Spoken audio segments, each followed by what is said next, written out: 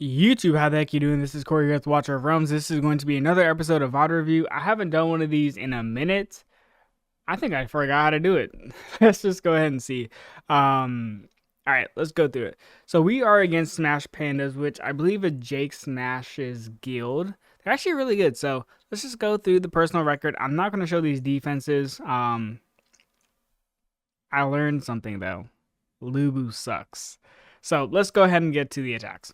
So I actually spoke to this guy. He's actually pretty cool. I went to get it and challenged his Praetus team, and then also I refer to this as the Praetus team, and then also his Malvera's team. It was kind of interesting, right? So this is a nightmare comp with Praetus that's involved here. I think he also goes ahead and uses the standard setup here, which is, yep. So what we do is we go ahead and we just swarm it, right? We're going to drop the Fool first, and then the tank, the Fallen Templar.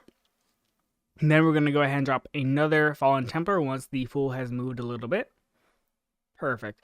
Next step is you're going to go ahead and drop the healer right about now. Or do I drop double Necros? There we go. So I do drop the healer. Whole purpose is because you kind of want to go ahead and gauge how much damage the Wukong is going to do. And you want to go ahead and give some really good sustain by dropping the healer. The next step is, I believe I'm probably going to drop double Necros. I do exactly that. So at this point, we're looking pretty good. The biggest thing that can go ahead and throw this run into a loop is how does Praetus function? Like if Praetus is going to go ahead and do a substantial amount of damage, then we're in a little bit of a turbulent position, honestly. So we're just going to go ahead and see just exactly what he does, because he is in the spot where normally people go ahead and put Hotsit. So Praetus needs to go ahead and do a substantial amount of damage if he's going to justify replacing Hotsit in this particular lineup. So right now we're looking good. Nothing is too crazy. Praetus is doing exactly what I would expect him to do. He's very effectively taking out the skeletons, but we're able to drop the double dogs, and we're already starting to put some pressure onto the arrogance. Wukong is ulting, and at this point, we're pretty good. We have all these dogs able to just push through here. I will say, though, Praetus is not the reason why this team failed.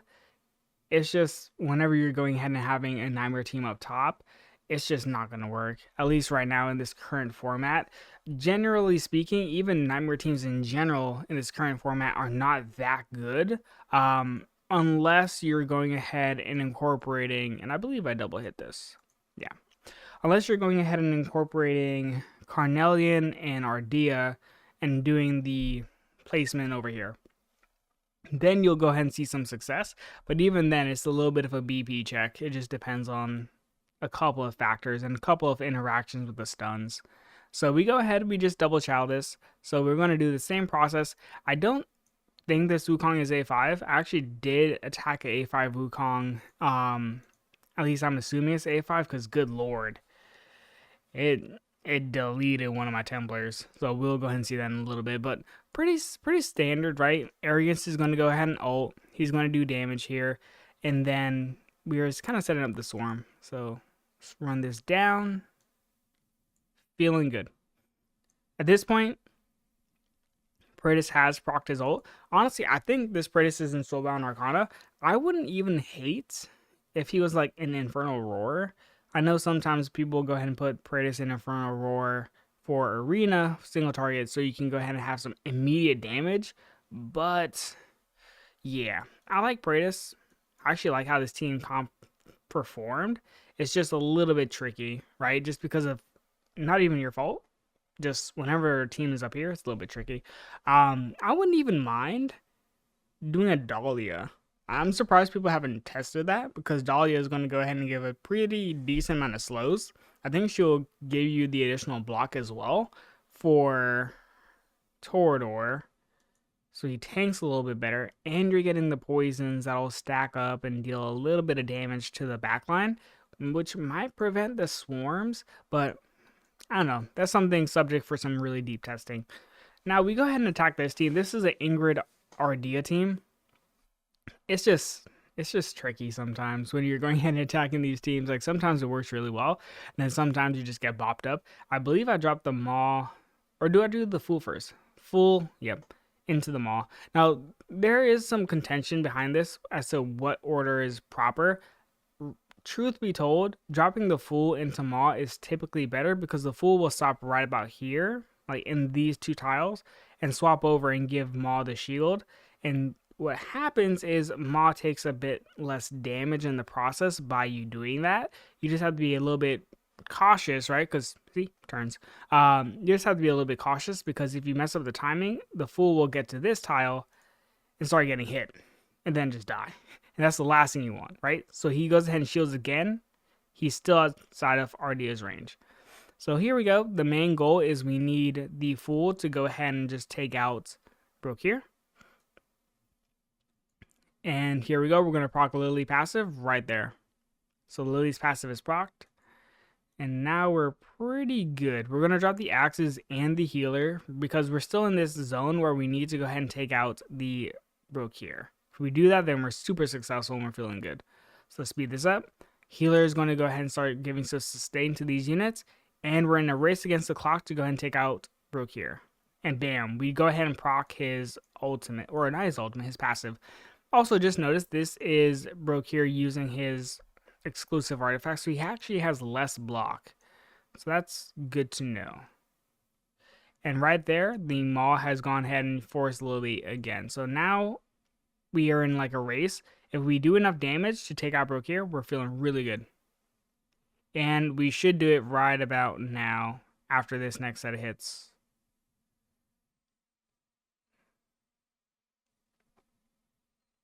He's tanking. There we go. So now we took him out. This is where I mess up because truth be told, if I had two set of flyers here, GG. If I had my Lego flyers, this would be super simple because the Lego flyers would just kind of take out all of these units here. And then I could just drop the Fool 2 units through, the Fool just kind of waltz through and it would be over, right? But I messed up. I didn't anticipate it taking so long to kill Brook here. And so this happens. It was worth a shot, right? But yeah. Yeah, it happens. Close. Just needed, honestly, even if I used double mages, probably would have worked. Pretty sure my guildmate went ahead and used double mages and he was able to get it done. All right, what's the next one? Here we go. Okay, so this is actually perfect because this is something that has been changing in the meta. So let me slow this down. So, sorry, I like instantly dropped into it. Wait, pause. Thank you. So, these Eloin Piercer teams are becoming standard in the meta. Now, this team is proper in terms of like all the units, right? Like these are the right units that you're going to go ahead and use. The placement is what's off. So typically, I'm not like releasing any crazy information. Not most, but like it's going to be very, very prevalent in the next week. I guarantee you. What happens is you go ahead and Eloin in this tile is actually supposed to be here. The second thing is I is supposed to be here, where Eloin is. You can even replace I with Mari, for example. But typically people go ahead and use I.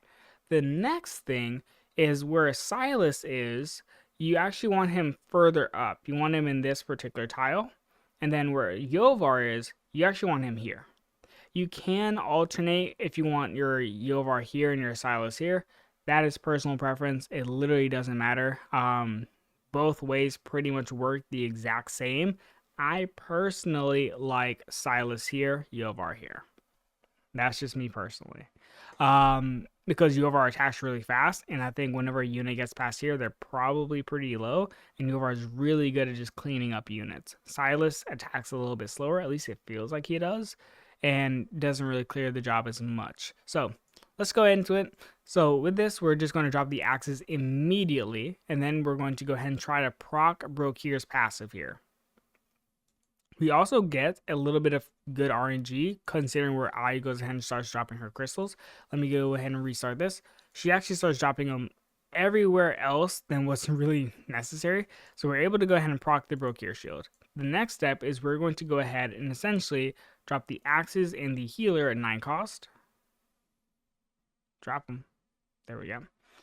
And the whole purpose is we're going to repeat this process. We are honestly going to go ahead and run into these crystals, start getting some heals, and we should be good to go ahead and proc not only Brokir's shield, but also take him down pretty effectively. Like, we should be able to.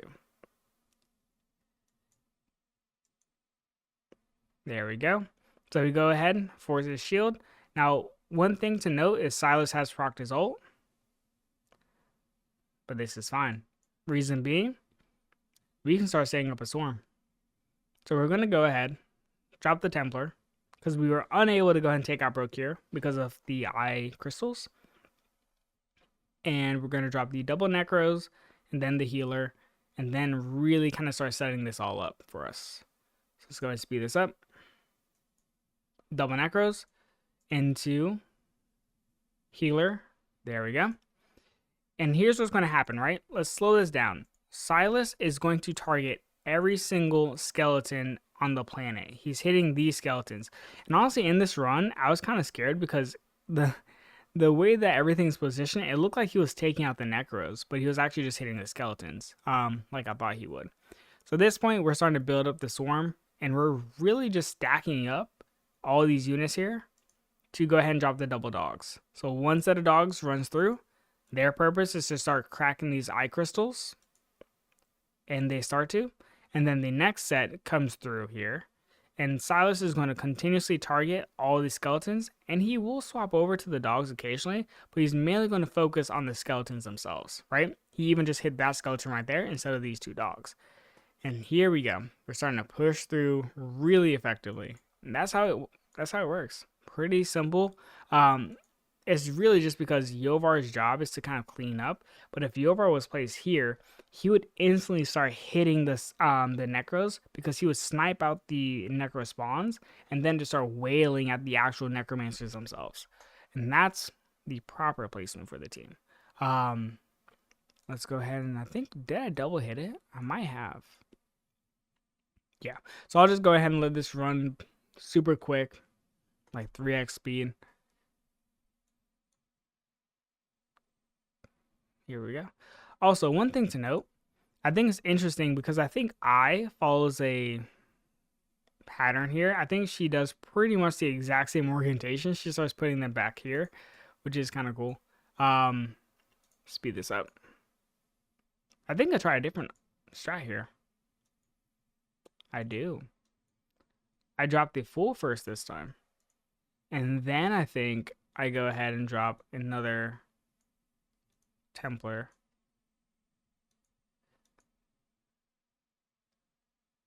To double Necros. To healer. Interesting. Alright. I guess I did a different run. I guess there's 2 ways to go through this. So I pretty much just go ahead and insta-swarm this. Dogs. They start pushing through. Necros are going to spawn up the second they're unfrozen. 3, 2, 1. Spawn up. Fill this block. Yep. Drop another set of Necros. Or not Necros, dogs. But this is pretty much a GG run. Interesting. So there was 2 ways to go through this. Just normal swarm and then just fighting out Brokir. I think I swapped and made a variation. Really just because I noticed, oh, if I can't kill Brokir, why risk it by dropping the axis? Just go swarm it, because the swarm is what was successful. So I just made an adaptation in the attack. So there's 2 ways to go through it. However, I largely attribute it to just, you know, placement. Penguino. This was troll on my end. I did this all types wrong. I'll show it anyways, but because this is pretty much how Nightmare teams are built nowadays. For the most part, they're built like this. You have, instead of a greed, you'll have like a Mari here. I'll throw this at 3.5 speed, but I literally just trolled this. This was a horrible run for me. Not much to it. See, at this point, what I should have done is tank, rare tank, double dogs. It would have been GG at that point. Well, tank, healer, rare tank, double dogs. That would have worked. But I go ahead and try to swarm it. I just butcher it. Literally not much to it. I literally just troll. And this is the defense. Okay, I think this is the A5 Wukong. This is the Wukong that had me questioning my life afterwards. So one of our guildmates actually went ahead and attacked this team, and he has insane units, insane BP, and it was kind of close. Like it was on like a knife's edge, and I was like, okay, like if he did it, maybe I have a chance too, because my BP is like a little bit decent. But no. This Wukong, he honestly deserves an award. Like, watch what happens here. So this is all fine, like fine and dandy. No ults really have been procced yet, so he hasn't probably maxed out his Soulbound Arcana. Let's speed this up. Here we go. So watch what happens here. The shield comes down, he ults, and this dude is dead. This tank is pretty much gone. Like dead to rights. It's absolutely insane. I don't know if he just got like Torador passive and just hit every 99999 and just lucked out on the jackpot and just nuked me, but that seems to have happened. And at this point, he's going to do the exact same thing on this other tank because the skeleton just died. Goodbye. At this point, it's kind of like panic mode, right? Because there's only so many options that I have. Necro's already here. Only option is drop the dogs and just hope for the best, right? And even then, if I drop the dogs, they're pretty effectively taking out everything. And Arrogance is about to ult. So we drop the double dogs. Hotfoot is going to ult, probably take these down. Arrogance is right about to ult, probably take these down. It's just not a good time. Also, Torador goes ahead and inflicts the knockup or the stun, essentially just ending the run, right? So not the expected or wanted output or outcome, but gotta give it to him. And this is the final one. So I actually wanted to just test this. You can tell by the lineup, there's a couple of things I wanted to just see how the interaction is, because hey, if I can figure out something, then I can figure out something, right? So this is a Malera cultist team. So my headspace is, I'm gonna pause it. Headspace is lots of CC, double pulls, right, with Beelzebub and with Malera. 7 block, in theory. I noticed something that he did. She's an Astral Obelisk, so it's really 6 block. Overall, I believe it's like 6 block. And then she has 3 block whenever she's not ulted. She gets more rage regen because of the Astral Obelisk whenever she's healed, which makes it a little bit interesting because Carnelian does go ahead and heal. Sometimes people forget that she literally does heal.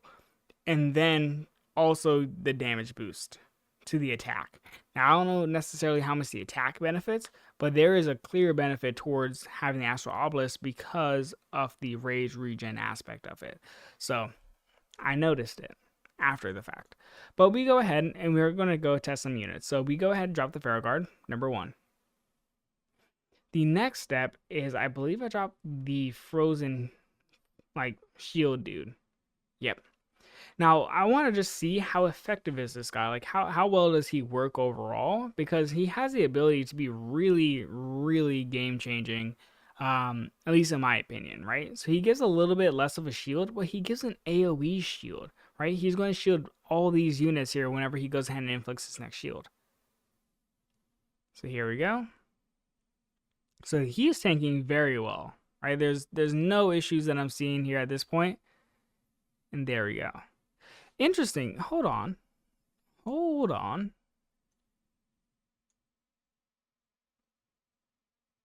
Is he only inflicting shield to 1 unit?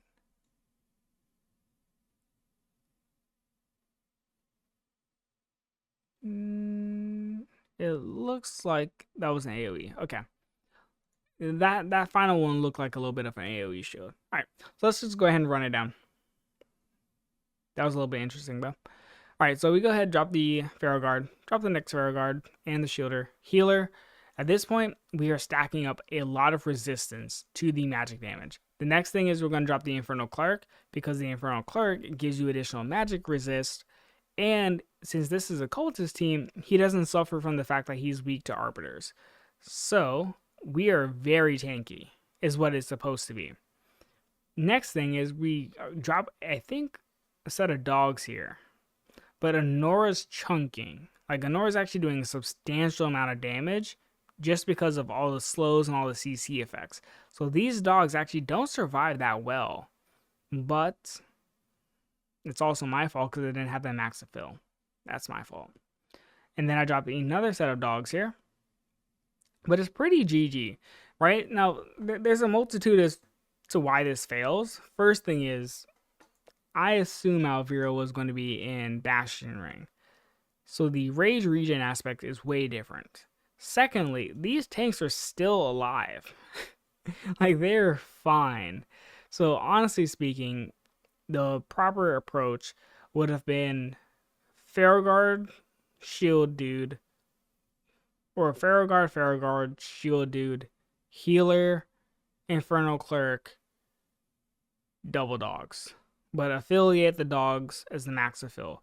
Or repeat the process, use Necros to fully take up the block, and then repeat the process. That would work just fine. Or Farragard, Shield Dude, Healer, Infernal Cleric, Axes or Stagger Lightning Guards to take out Malera, or put at least as much pressure on her as possible. That could possibly work, but truth be told, I think the best way would have just been to go ahead and be a little bit more patient and then drop the double dogs and max to fill them. Anyways, that's the review. Good luck and GG's to Jake Smash's guild. We'll see how this kind of turns out, but yeah, that's all there is to it. See ya.